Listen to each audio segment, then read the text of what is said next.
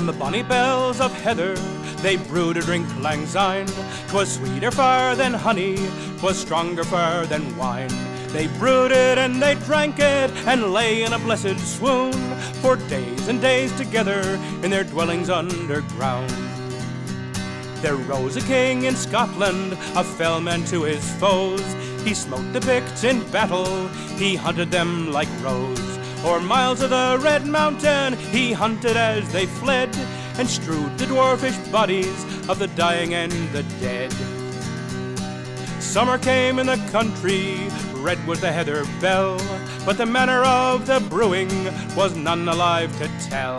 In graves that were like children's on many a mountain head, the brewsters of the heather lay numbered with the dead. The king in the red moorland rode on a summer's day. The bees hummed and the curlews cried beside the way. The king rode and was angry, black was his brow and pale, to rule in the land of the heather and lack the heather ale. It fortuned that his vassals, riding free on the heath, came on a stone that was fallen and vermin hid beneath.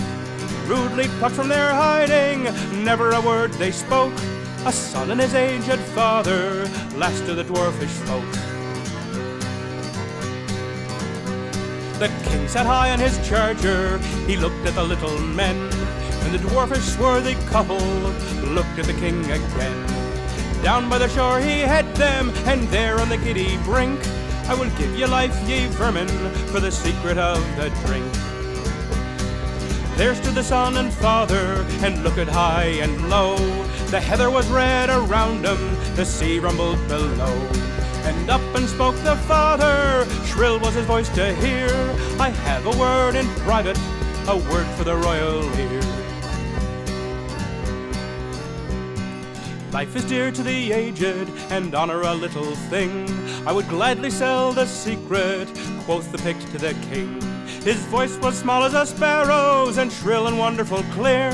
I would gladly sell my secret, only my son I fear.